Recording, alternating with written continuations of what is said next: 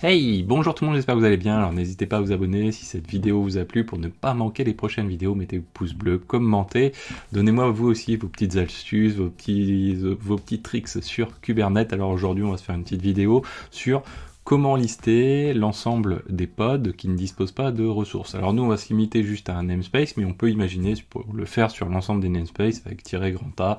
Si vous ne connaissez pas, ça équivaut à -all namespaces. Donc il n'y a pas de souci, vous pouvez même l'étendre beaucoup plus. Alors première chose, donc du coup, moi si je regarde, alors je vous dis tout de suite, j'ai un alias K pour kubectl, KG pour kubeget et KGP pour kubegetpod. Donc je vous le dis tout de suite parce qu'on va l'utiliser directement dans nos lignes de commande. Voilà, donc là j'ai un namespace avec du Kyverno dedans, peu importe. Et première chose que je vais faire, c'est me créer dedans un petit pod, ou plutôt un déploiement, avec qui va me permettre de créer au moins un pod, et un pod avec plusieurs containers. Donc là déjà pour faire ça, ce qu'on va faire, c'est qu'on va générer un manifeste de pod, donc du coup, de déploiement plutôt. On va faire un kubectl create, et create quoi? Create un déploiement, --image, donc on va définir une image qu'on va utiliser, on va utiliser nous l'image Alpine, et habituellement si on voulait le lancer en direct notre déploiement, on lancerait une ligne de commande pour pas que le container Alpine retombe, puisqu'il n'aurait pas de process à faire tourner. Et puis nous ce qu'on va faire, c'est que on veut avoir deux containers, donc on va pas le lancer directement par la ligne de commande, on va utiliser l'option --dry run, comme ceci, égale client, pour pouvoir générer notre manifeste. Donc ça c'est une astuce qui est souvent assez connue quand on fait différentes formations Kubernetes. Celui notamment de la Linux Foundation, chez Linux également, c'est extrêmement pratiqué. Vous avez, voilà, c'est une pratique qu'il faut avoir si vous voulez faire la CKA, CKAD, c'est quelque chose qui est assez nécessaire. Ensuite, on va donner un petit nom à notre déploiement, on va l'appeler test par exemple, et avec ça, il va être en mesure de nous générer un dry run. Nous, ce qu'il faut, c'est avoir le YAML, on pourrait passer sur du JSON, mais on va dire pour avoir le fichier en mode édition manuel, ça va être un petit peu moins marrant, et tout ça, on va le rediriger vers test par exemple .yml.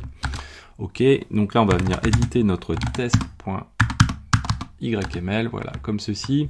Alors on va supprimer ce qui n'est pas nécessaire, le timestamp, la stratégie qui est à vide, on s'en fiche, le creation timestamp également ici, les ressources. Donc nous, notre objectif, comme je vous disais, ça va être de lister tous les containers qui n'ont pas de ressources. Donc, je sais pas si je vous l'ai dit, mais voilà, le but c'est ça, et ça va nous permettre juste de faire des petites manips un petit peu intéressantes.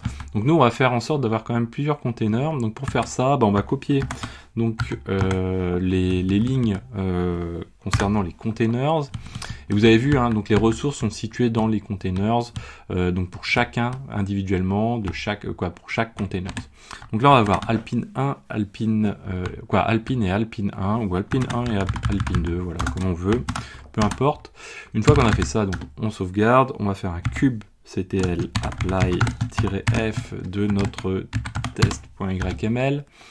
Voilà, et donc là si je regarde, je vais avoir un kubectl getPod, et on se retrouve avec notre test ici qui tourne.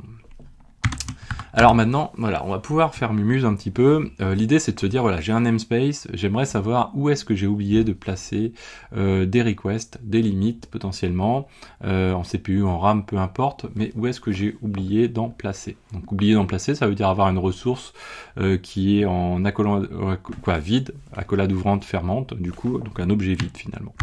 Alors pour faire ça, donc première chose que l'on va faire, forcément on va faire un kubectl getPod, puisque tous ces éléments-là se situent dans pod. Alors si on veut vérifier derrière où se situent ces fameuses ressources plus précisément, donc on peut faire un kubectl explain de la ressource pod qui est finalement incluse dans le déploiement. Donc on va faire pod -recursive. Donc recursive, ça va permettre de mettre de côté, on va dire, la description de chacun des éléments. Donc si je fais un explain pod tout court, on va se retrouver avec vraiment le détail de chacun des champs qui est expliqué, sauf que c'est niveau par niveau. Donc là, le premier niveau pour les pods, c'est le kind, par exemple, le metadata, le statut, le spec. Donc ça, c'est pas forcément terrible, parce que finalement, on n'a pas toujours la vision globale. Donc là, on va faire un tiret-tiret récursive, comme ceci.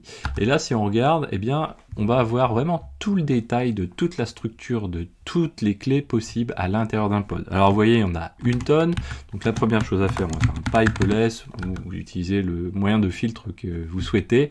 Et là, on va retrouver donc du coup la structure d'un manifeste de pod, mais vraiment en mode détaillé. Nous, on va rechercher ressources, pour vérifier où ça se situe, et les ressources, on doit être ici quelque part. Voilà, on est dans la liste des containers, que je dise pas de bêtises. Voilà, dans la liste des containers, c'est pas ce ressource là on est dans les env, donc c'est un petit peu différent. On va faire next, est-ce que là on y est? Je ne sais plus. Containers, non, on est toujours au même endroit. Voilà, resources ici, important, resources, oui, il faudrait mieux rechercher avec un S. Et là, on retrouve nos limites, nos requests qui, elles, peuvent contenir d'autres éléments encore en dessous. Donc là, ok, parfait, donc je vois à peu près où ça se situe. Derrière, pour retrouver où ça se situe, on peut prendre notre manifeste de YAML, on l'avait tout à l'heure, on les a cleanés tout à l'heure vite fait, mais ça se situe dans Containers, et à l'intérieur ici, dans Containers, on a Resources pour chacun des containers. Ok, donc on va faire un kubectl getPod-o JSON, et là, l'idée, ça va être de parcourir ce JSON. Donc nous, on va utiliser GQ, simplement. Donc on va faire un pipe de GQ déjà. Et alors c'est super, ça nous donne de la couleur, mais ça ne nous fait pas tout le taf que l'on souhaite. Donc avant de commencer à faire du GQ, ce qu'on va faire, c'est qu'on va regarder comment est un peu structuré notre bazar. Donc là, on va faire un head juste pour prendre les premières lignes. Nous, on voit que le premier niveau, c'est qu'on va avoir items, qui est une liste. Vous voyez un crochet comme ça en JSON, ça veut dire que c'est une liste d'objets. Donc un objet est ouvert ici avec une accolade, et donc ça veut dire qu'on en a plusieurs, et cet objet, finalement, quand on regarde le niveau inférieur, c'est quoi? C'est le pod. Donc du coup, là, on a notre objet pod qui est juste en dessous, qui contient une metadata, et qui derrière contient cette metadata. Alors on va le faire avec un less, voilà. Cette metadata, c'est elle qui va par exemple contenir ici, vous voyez, le nom du pod. Donc déjà, on peut s'amuser à juste faire ça. On va faire un kubectl getPod JSON GQ.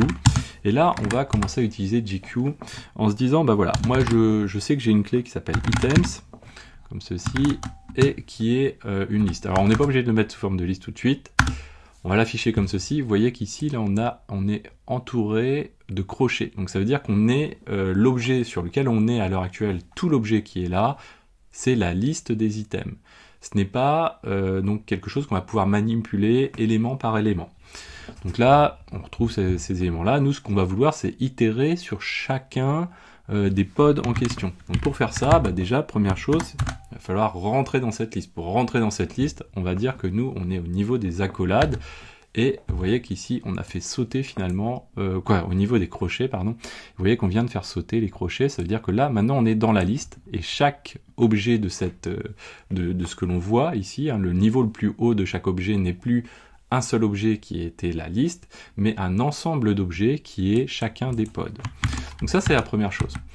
Deuxième chose, maintenant, on va vouloir aller chercher des éléments à l'intérieur même de cette liste d'éléments. Par exemple, pour commencer simplement, on va commencer avec le nom des pods. Donc pour commencer avec le nom des pods, on sait que ça se situe, donc on l'a vu dans point. Donc là, on est dans l'item, donc on a mis un pipe, c'est-à-dire qu'on reste au niveau des items, donc de chacun des éléments. On va dire que pour chacun des éléments, on veut, dans metadata, on va aller récupérer le nom. Donc là, si on le fait tourner, qu'est-ce qui se passe? On a notre liste de pods qui apparaît. Donc première étape, assez simple, assez facile. On aurait pu la retrouver déjà autrement qu'à partir de JSON. On peut également appliquer des Go templates ou d'autres éléments qui vont permettre de structurer des colonnes avec la commande kubectl. On va pouvoir formater les colonnes par exemple, ce genre de choses pour les filtrer également. Donc ça, c'est assez pratique. Maintenant, ce qui va se passer, nous, ce qu'on veut, c'est quand même ne pas avoir que le nom de l'objet, mais avoir d'autres éléments, et notamment les fameuses ressources, voire le nom du container. Donc là, ce qui va se passer, c'est que pour chaque ligne qui est là, on va vouloir créer en fait un objet à nous, hein, finalement, donc c'est-à-dire quelque chose qui va être entre accolades. Alors pour avoir quelque chose entre accolades, ça veut dire qu'on va avoir deux choses à prendre en compte. Première chose, il va falloir mettre tout ça entre accolades. Ok, ça c'est pas compliqué. Et la deuxième chose, c'est que quand on met entre accolades, c'est un peu comme un dictionnaire Python, le JSON, du coup, ça signifie qu'on va avoir une clé et une valeur. Donc nous, il va falloir définir une clé. Donc là, on va dire par exemple, c'est le pod name. Ça tombe plutôt bien, c'est ce que l'on souhaite afficher. Donc là, c'est comme si on mettait un nom à une colonne finalement. Et là, du coup, j'ai pod name. Vous voyez, on n'a pas du tout la même structuration. Donc ça, c'est cool. Maintenant, ce qu'on va vouloir faire, c'est aller récupérer la liste des containers. Donc si on revient sur notre ici notre manifeste de pod, de déploiement, mais qui contient derrière un templating de pod, c'est-à-dire la capacité à générer des pods de manière un petit peu industrialisée grâce à un template, eh bien on voit que les pods, le nom des containers se situe finalement, alors là c'est parce qu'on est dans le déploiement, donc ça se situe au niveau de template, mais template ici c'est comme si on était au niveau des pods. Donc un pod donné va comprendre le niveau, donc metadata, le name, ce qu'on a récupéré tout à l'heure, mais au même niveau que metadata, on va avoir spec et containers. Et ensuite, on va retrouver le name. Donc nous, c'est ça qu'on va aller vouloir récupérer. Alors on va mettre une petite virgule du coup, et on va dire à ce moment-là, container underscore name. Et puis, on va mettre nos deux points, parce que comme ça, voilà, on va alimenter nos clés valeurs, et on va finalement reprendre point, donc on a dit spec cette fois-ci, et dans point spec, qu'est-ce qu'on va aller chercher? On a dit qu'on allait chercher le container. Alors, là, vous voyez que déjà, on a container avec un S, et quand on l'a vu tout à l'heure, les containers, c'est une liste. C'est un peu comme nos items quand on était un petit peu plus haut, nos items qu'on avait ici. Donc c'est une liste, et nous, ce qu'on veut, c'est prendre l'ensemble des objets de la liste, donc individuellement. Donc pour faire ça, on sait comment faire. On va rajouter une accolade. Décrocher, pardon. Et derrière, qu'est-ce qu'on va aller récupérer? Le nom des containers. Donc on va récupérer le name. Donc là, du coup, on se retrouve bien avec notre nom de pod, notre nom de container. Et vous voyez que, par exemple, tout à l'heure, on avait un pod, on a notre fameux pod unique. J'ai fait exprès, vous voyez, de générer un pod avec plusieurs containers à l'intérieur. Et bien, on retrouve bien notre Alpine 1 et notre Alpine 2 pour le même pod en question. Donc ça c'est super. Donc maintenant on sait qu'on va pouvoir aller chercher pour chacun également les ressources. Donc là c'est pas dur, on va rajouter une virgule telle qu'on l'a fait précédemment. Et puis on va se baser, on sait qu'on est dans les specs, puisqu'on l'a vu tout à l'heure. Et dans les specs, sauf que nous c'est resources. Voilà, comme ceci. Donc là on a fait une partie du travail. Hop là, j'ai peut-être été un peu vite. Oui, j'ai fait une typo, forcément. Resources, avec ça, donc du coup, on a fait une partie du travail.